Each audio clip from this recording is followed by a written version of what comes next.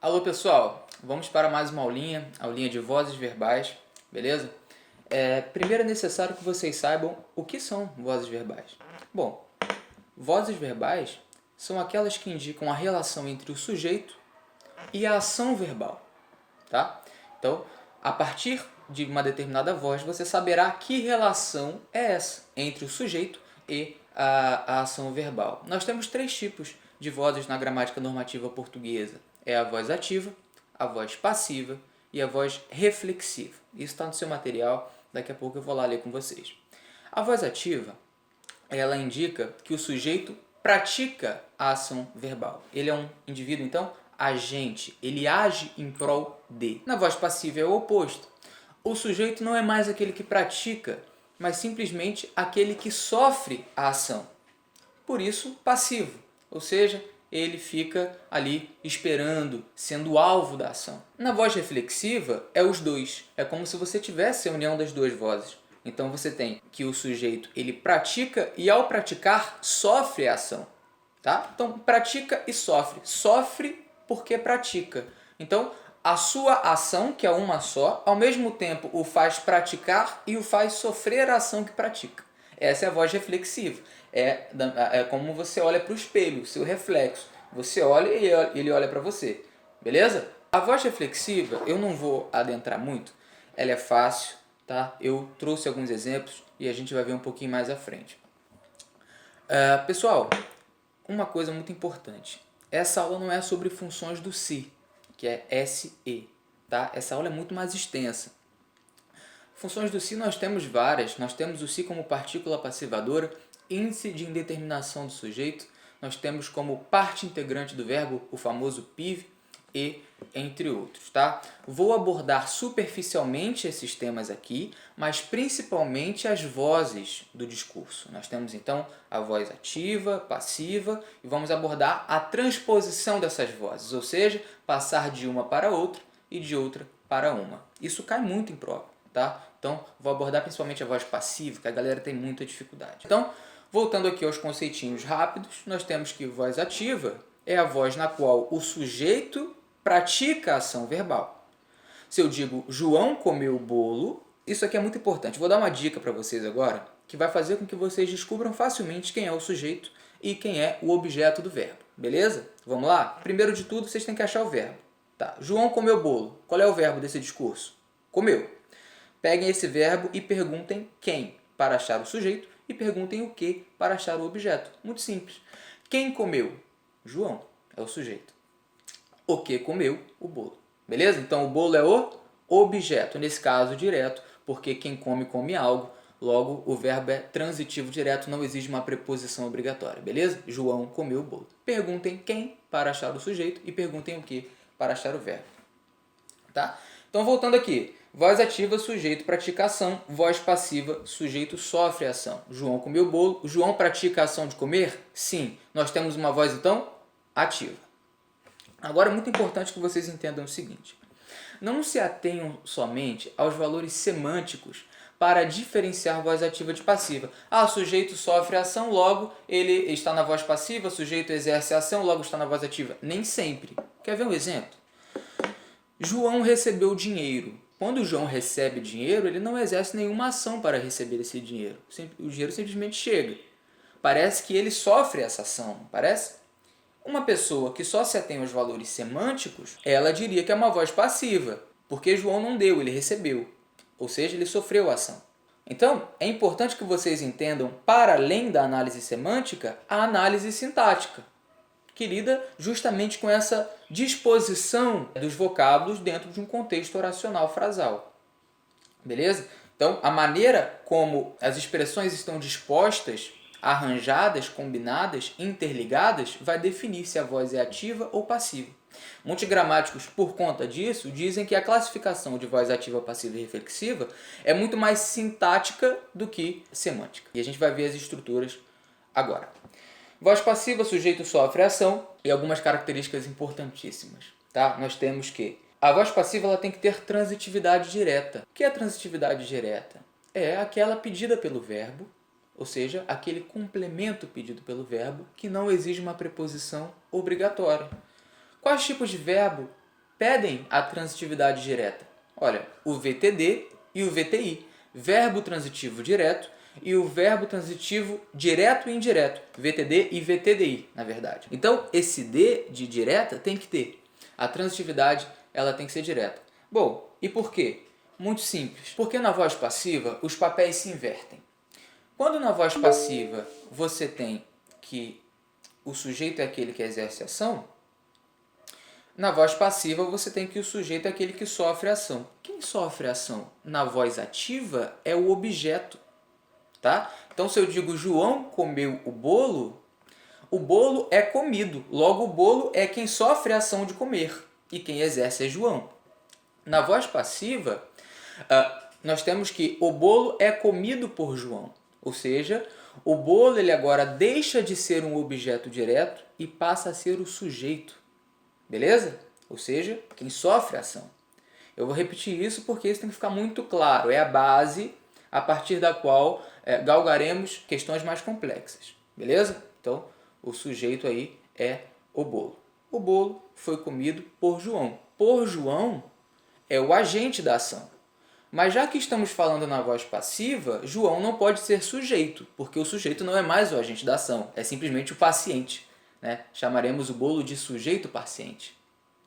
João, nesse caso, receberá uma classificação, que é agente da passiva, ou seja, é aquele que continua agindo. O João não deixou de comer o bolo, mas como estamos na voz passiva, o João ele então se chamará de agente da passiva, é aquele que age numa voz passiva. Então, por que tem que ter transitividade direta? Porque o núcleo do sujeito, tá? E isso é concordância, ele nunca pode vir preposicionado.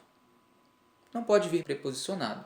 Tá? Então, se o sujeito paciente da voz passiva ele deriva da transitividade direta do verbo, a transitividade não pode exigir uma preposição, porque ele vai ser o sujeito, e o sujeito não pode vir preposicionado. Vocês estão me entendendo, gente? Tem muita gente que grava que tem que ter VTD. Não, voz passiva tem que ser VTD. Não, mas por quê? Tá? Porque o sujeito paciente não pode vir preposicionado. VTD não pede preposição. Beleza? O elemento preposicionado na voz passiva, ele é o agente da passiva. O bolo foi comido por João. Olha a preposição aí. Beleza? Então fiquem atentos a isso. Essa é a primeira grande característica. E outra que é muito interessante. É óbvia e muito interessante. Ainda que haja transitividade direta, nós não teremos o objeto direto na voz passiva. Ah, por quê, professor? Muito simples. O objeto direto na voz passiva será o sujeito. Porque o objeto direto é aquele que sofre a ação e o sujeito paciente também. Então, necessário que haja transitividade direta para ser voz passiva? Sim, VTD ou VTDI. Beleza? E outra, há objeto direto? Não, ainda que há havendo transitividade direta. Porque o objeto direto está na qualidade de sujeito. Sujeito agente? Não. Esse é o sujeito da voz ativa. Na voz passiva é o sujeito paciente. Beleza? E aí se aplicam todas as características de concordância, quer dizer, o verbo ele concordará com o sujeito paciente. Vamos lá, ler rapidamente aí com vocês. Voz passiva tem que ter transitividade direta, VTD ou VTDI. O núcleo do sujeito não pode vir com preposição. Segunda característica, não possui objeto direto. Este estará na qualidade de sujeito paciente. Isso aí. Agora nós temos dois tipos de voz passiva. Voz passiva analítica e voz passiva sintética. Analítica e sintética é no sentido que a gente usa mesmo, tá? Analítica é aquilo que é detalhado, ou seja, nós temos períodos mais longos. E sintético, nós temos aquilo que é resumido, conciso, agrupado em menos palavras. Vamos ver qual é a estrutura da voz passiva analítica. Lembra que eu disse que a classificação de voz passiva e ativa não é só semântica. Não basta que você saiba interpretar, é necessário que você conheça a estrutura sintática para poder definir, e a gente vai resolver muita questão que trata disso.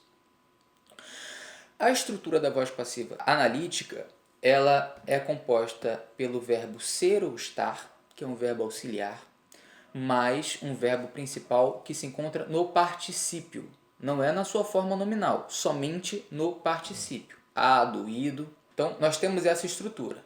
Uma locução verbal que caracteriza a voz passiva analítica. E a voz sintética? A voz passiva sintética, também chamada de voz passiva pronominal, né? Porque há um pronome associado ao verbo nesse caso. o verbo ele se encontra sempre na terceira pessoa, e aí se é do singular ou do plural vai depender do substantivo a que se refere, ou seja, se ele está no plural ou singular, seguido da partícula passivadora se, S-E, beleza? Essa partícula passivadora. Por que partícula passivadora? Porque ela é quem torna o discurso na voz passiva. Se você suprimi-la, a voz fica ativa. Num passe de mágica. A gente vai ver isso nos exemplos antes das questões. Então essas duas vozes, essas estruturas são importantíssimas para que você entenda mesmo e consiga diferenciar. Uma característica interessante é que na voz passiva analítica nós temos que geralmente ela virá com o agente da passiva. Quando eu digo o bolo é comido por João ou o bolo foi comido por João, nós temos uma voz passiva, tá? Porque foi comido, nós temos o verbo ser no passado, pretérito perfeito foi, e comido, verbo principal no particípio, tá? Nós temos o sujeito paciente? Sim, o bolo. Nós temos o agente da passiva? Sim, por João, beleza? Então, normalmente, ela vem com o agente da passiva, ou seja, ela vem com aquele cara que realmente exerceu a ação verbal. Sempre? Não, geralmente não é sempre. A outra voz passiva sintética, ela normalmente suprime o agente da passiva. Então, o que eu quero que vocês gravem é o seguinte. Na voz passiva sintética, ela geralmente suprime o agente da passiva, o sujeito que exerce a ação verbal. Vamos ver duas observações aí, antes de passar rapidamente para a voz reflexiva. Observação. A omissão do agente da passiva impessoaliza a informação. Isso é bem claro, tá? Por mais que caia tanto em provas de concursos públicos. Porque se você omite quem exerceu o verbo, quem exerceu a ação verbal, você está impessoalizando a informação, ou seja, você não sabe que pessoa exerceu. Impessoalizar sem pessoa. Beleza? Então a pessoa que exerce está presente ou não está no discurso? Não. Então vai cair na sua prova, a omissão do agente da passiva impessoaliza a informação. Você vai marcar que está certo. Beleza? Segunda observação aí. Um dos objetivos da voz passiva é dar ênfase ao alvo da ação. Então, a voz ativa, o alvo da ação é o objeto direto. Na voz passiva, o alvo da ação, que seria o objeto direto, é o sujeito paciente. Então, na voz passiva, o objetivo principal é fazer com que justamente esse sujeito paciente, esse alvo da ação, seja bem explicitado, tenha sua devida ênfase, seu devido realce. Tá? Então, na voz passiva, o objetivo é que você tenha mais atenção ao alvo da ação e menos atenção ao agente da ação. Esse é o motivo pelo qual, na voz passiva, geralmente se suprime o agente da passiva. Não é importante saber quem fez, o importante é saber o que foi feito. Venham comigo. Rapidamente, voz reflexiva, tá? Sujeito pratica e sofre ação. Características. Possui em sua estrutura o se, se, com pronome reflexivo, que pode exercer função sintática de objeto direto ou objeto indireto. Você que é meu aluno, tem assistido as minhas dicas aí pelo Instagram ou pelo YouTube, você sabe que há uma diferença de análise entre morfologia e sintaxe. Pronome, seja ele reflexivo ou qualquer que seja, ele é uma característica, ele é uma qualidade morfológica, tá? Uma classe gramatical morfológica. Nós temos como analisar esse vocábulo sintaticamente? Sim. Então você pode ser pronome e ser um objeto direto. Você pode ser pronome, pode ser objeto direto. A depender do ponto de vista. Uma pessoa pode ser magra e alta. Não é verdade? Se eu digo que ela é magra, você não pode me dizer, não, ela é alta. Não, tudo bem, ela é alta e magra. Eu estou avaliando dois aspectos diferentes. Vocês estão me entendendo, gente? Então, eu tenho morfologia e sintaxe. Do ponto de vista da morfologia, nós temos um pronome? Sim. Pronome relativo, reflexivo, possessivo, demonstrativo, indefinido e etc. Do ponto de vista sintático, nós podemos ter várias classificações dentro do rol das classificações possíveis na sintaxe. Dois exemplos aí que mostram como o pronome reflexivo ele pode ser o objeto direto ou indireto. No primeiro, João se feriu com a navalha. De novo, tá? A ação de ferir faz com que ele mesmo, o agente, seja o paciente, seja o próprio alvo. João se feriu com a navalha equivale a dizer João feriu a João com a navalha. Ou João feriu João com a navalha, porque o verbo é transitivo direto. Na verdade, quem fere, fere algo ou alguém. João feriu João com a navalha. Se você fizer a análise sintática desse discurso, nós temos que João é o sujeito, feriu é o verbo transitivo direto, quem fere, fere alguém. Nós temos que João é também o objeto direto. João feriu João com a navalha. E aí, com a navalha é o modo como feriu, adjunto adverbial. Nesse caso, esse ser retoma João. João é objeto direto, logo, esse ser, numa classificação sintática, é objeto direto. Quer ver um outro exemplo onde o pronome reflexivo se vira objeto indireto? E isso é menos utilizado, na verdade. Tá? Porque normalmente a voz reflexiva ela está empregada num contexto em que o verbo é transitivo direto. Para ser objeto direto, o verbo no contexto tem que ser transitivo indireto, porque o indireto é aquele que pede preposição obrigatória. O verbo impor, e eu trouxe um exemplo sobre isso. Maria se impôs uma severa dieta. Olha, ela impôs a ela mesma. Logo, ela age e recebe. Ela pratica e sofre ação. É voz reflexiva, não é? É. Esse ser, portanto, é um pronome reflexivo? Sim. Porque se eu digo Maria impôs a ação, eu não tenho como saber se Maria impôs a ação a outra pessoa ou é ela mesma. Mas se eu digo se impôs, então é ela mesma. Portanto, é esse pronome reflexivo que indica justamente esse reflexo da ação. Esse se é objeto direto ou indireto? Olha, vejam a regência do verbo. Quem impõe, impõe algo a alguém. É um verbo transitivo direto, porque não pede preposição, e indireto. Então vamos lá. Maria se impôs uma severa dieta. Quem impõe, impõe algo a alguém. Qual é o objeto direto do verbo impor? Uma severa dieta. Quem impõe, impõe algo. O que? Uma severa dieta. Mas ela impôs a alguém, que é ela mesma. Quando eu digo a alguém, esse a é uma preposição exigida pelo verbo. Não existe Maria impôs algo a alguém. Não faz sentido. É algo a alguém. Nesse caso, o objeto direto será exatamente Maria, retomada pelo pronome reflexivo se, se. Então, esse pronome reflexivo ele tem uma classificação sintática de objeto indireto. E como eu consigo distinguir? Como eu acabei de fazer, vendo a regência verbal. Beleza? Por isso que esse tópico de vozes verbais eu preciso dar depois de ter dado vários outros conteúdos. Beleza? Vocês vão ter acesso ao meu curso e o tópico de vozes verbais estará lá para frente, depois de uma análise morfológica, sintática, de concordância, de regência, de pontuação até, para que vocês possam então definir isso com propriedade. A galera que já tem acesso, já tem esses requisitos, já consegue achar um sujeito, um núcleo do sujeito, já consegue achar um objeto direto, indireto, adjunto, adverbial, vai ter mais facilidade. Isso não significa que quem não conhece nada não está entendendo nada. Eu estou fazendo o apanhado, claro que é rápido, então você vai ter que ter atenção redobrada. Beleza? Então, já fiz aí um resumo sobre voz reflexiva, a gente vai responder questão sobre isso. Eu quero rapidamente, antes de passar para a transposição de vozes entre ativa e passiva, falar sobre os casos dos verbos transitivos indiretos, verbos de ligação e verbos intransitivos. Então, olha só, quando eu digo para você que para ser voz passiva tem que ter transitividade direta, você já entendeu. E aí a pergunta que surge é a seguinte: e quando o verbo ele tiver uma estrutura que se assemelha à voz passiva, analítica ou sintética, mas ele não tem transitividade direta? E quando ele for intransitivo, quando ele for de ligação, quando ele for um verbo transitivo indireto, ou seja, exigir uma preposição obrigatória? Meu querido, é muito simples. Nesses casos, nós não teremos objeto direto. Então não poderemos transpor para a voz passiva, porque a voz passiva ela tem que ter um sujeito. Não é verdade? É um núcleo essencial de toda oração. O sujeito ele pode vir preposicionado? Não. Então, nesses verbos, a voz será sempre ativa. Beleza? Muita atenção nisso. Não tem transitividade direta, voz sempre ativa.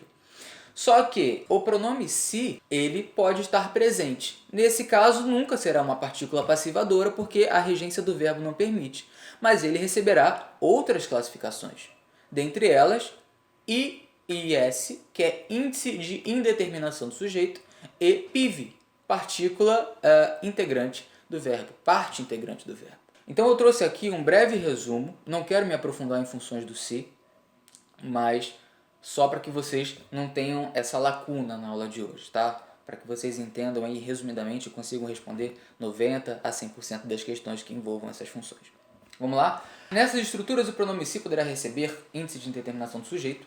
Qual é a função? Faz com que o sujeito fique indeterminado e o verbo sempre na terceira pessoa do singular. E aí eu coloquei um exemplo, visa-se aos cargos públicos.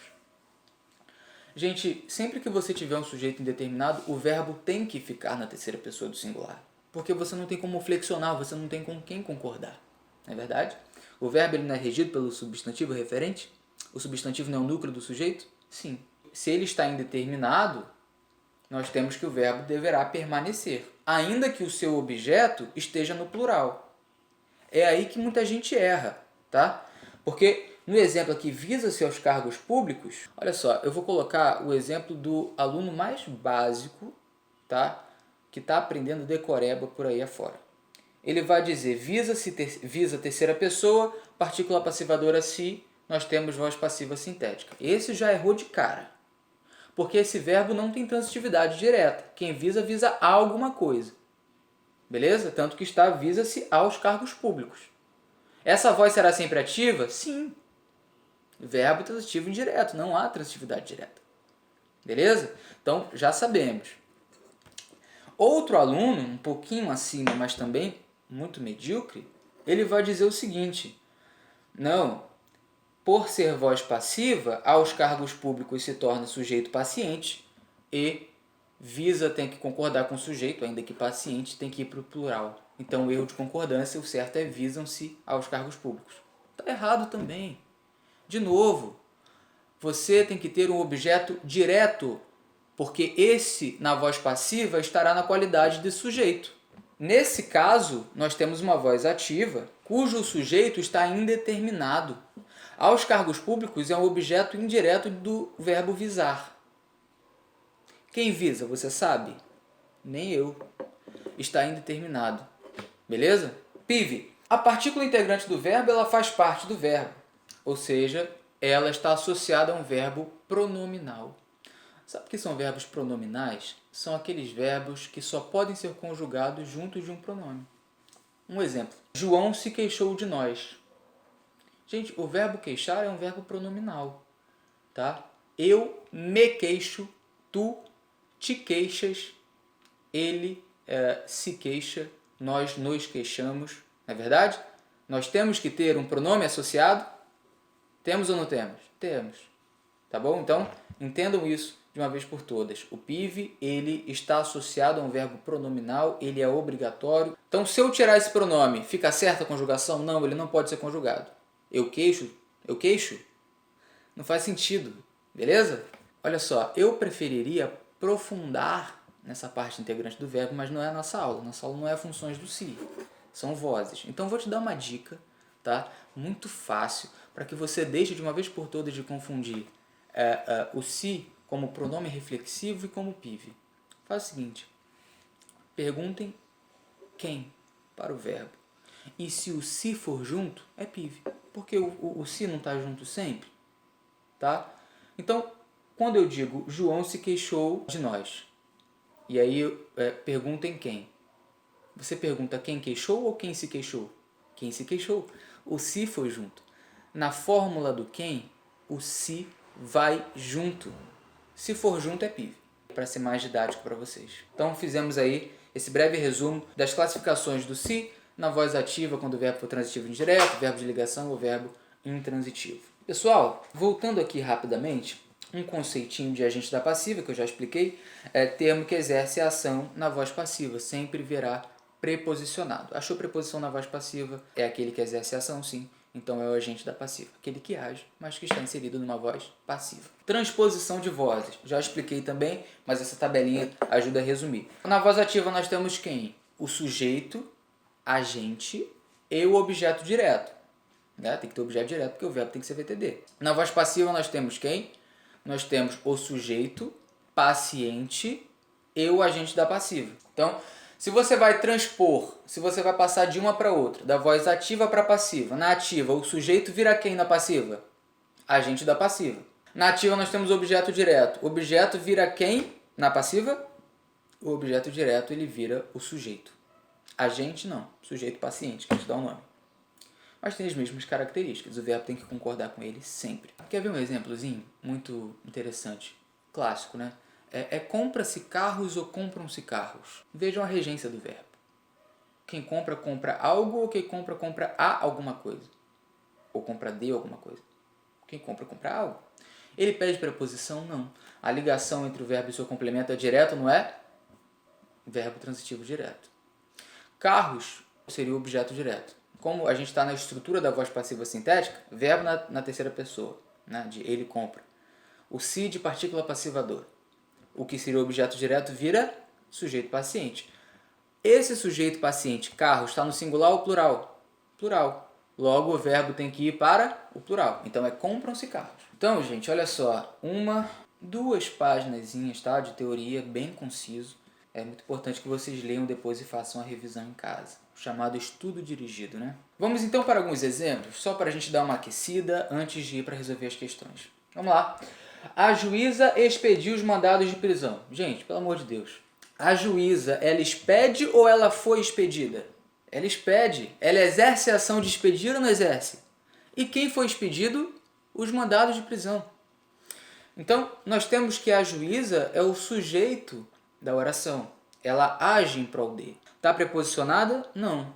Nós temos que a juíza ela age em prol da ação.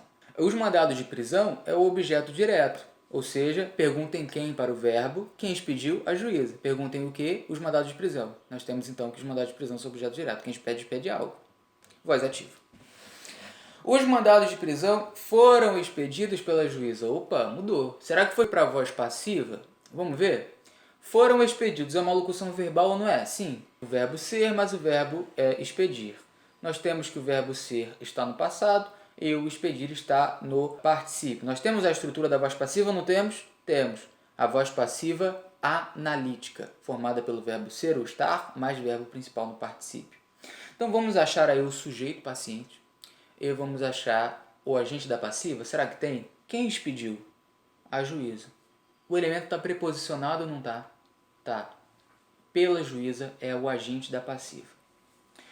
Os mandados de prisão é o sujeito, porque na voz ativa era um objeto direto, na voz passiva se tornam sujeito. Daí a necessidade da transitividade direta, tá vendo? Não pode ter preposição. Por que expedido está no plural, gente? Porque concorda com o sujeito, tá? Mandados é o núcleo do sujeito, está no plural. Portanto, tem que flexionar a fim de concordar. Outro exemplo. Expediram-se os mandados de prisão. Expediram. Está em primeira, segunda, terceira pessoa do singular ou plural? Sim, na terceira pessoa do plural.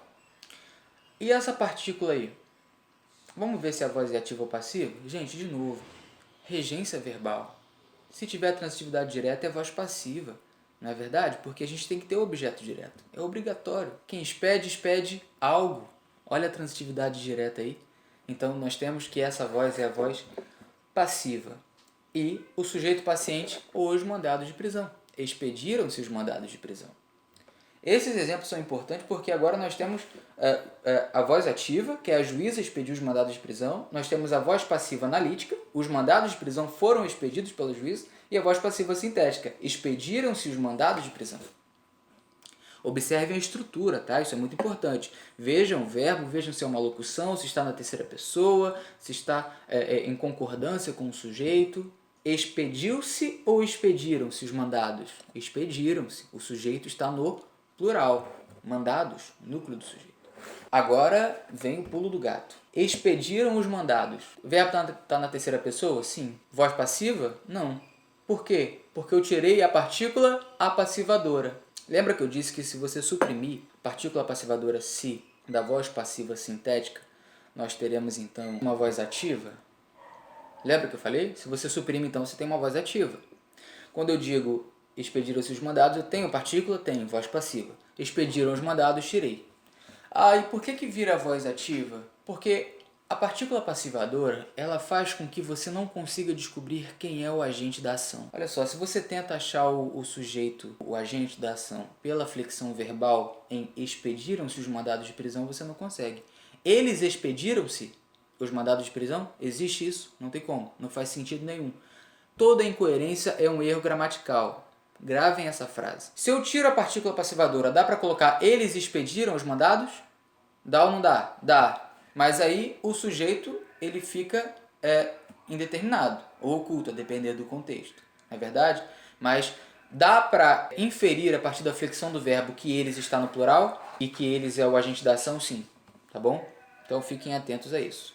Tirei a partícula, voz ativa, sujeito está indeterminado e mandados volta a ser objeto direto. Gente, outro exemplo. Alugam-se salas. As salas, elas alugam ou elas são alugadas? Elas são alugadas. Logo, as salas exercem a ação de alugar ou elas sofrem a ação de alugar? Sofrem a ação de alugar. Quem aluga, aluga algo. Tem transitividade direta, não tem? Tá na estrutura de voz passiva? Tá. Então nós temos voz passiva sintética. Salas é o sujeito paciente. Vem comigo, pessoal. Vocês vão ir para outro nível depois dessa aula. Tá? E vocês não vão ficar preocupados em gravar, né, cara? Isso é muito importante. Vocês vão entender. Vai fazer parte da vida de vocês. Alugam salas. De novo. Suprimir a partícula passivadora. Tenho agora uma voz ativa. Dá para inferir quem é o sujeito a partir da flexão verbal? Sim. Alugam está na terceira pessoa do plural. Eles alugam salas. Nós temos o sujeito, temos o verbo e o objeto direto. Fechou, pessoal? Vem comigo. Últimos dois exemplozinhos para que a gente vá começar a resolver efetivamente as questões. As leis serão elaboradas pelo presidente da República. Serão elaboradas. Opa, verbo ser no futuro, elaboradas é verbo no particípio. Temos a estrutura da voz passiva, não temos? Temos transitividade direta no verbo? Sim, VTD. Quem elabora, elabora algo. Elabora as leis, tá? Na voz passiva, o que seria o objeto direto é então o sujeito paciente, porque o sujeito na voz passiva é aquele que sofre a ação. Logo, as leis sujeito paciente serão elaboradas locução verbal pelo presidente da República. Opa, nós temos aí o agente da passiva. Quem elabora, presidente da República. Mas como nós estamos na voz passiva, o presidente da República é o agente da passiva. O deputado é estimado de todos. Gente, verbo ser no presente é estimado, verbo no particípio. Quem estima, estima algo. Voz passiva analítica. Qual é o sujeito? O deputado, sujeito paciente. O deputado é estimado, ele sofre a ação de ser estimado. E quem o estima? Todos. Exerce a ação? Sim. Está preposicionado? Sim. Esse é um exemplo que tem a preposição de e não por, para introduzir o agente da passiva. Tá? Então, a partir disso, é importante que você saiba novamente que não tem que gravar que a preposição tem que ser por. Um exemplo de que a preposição pode ser de. Mas tem que ser preposicionado para ser agente da passiva? Sempre. Terminamos aí os exemplos, tá?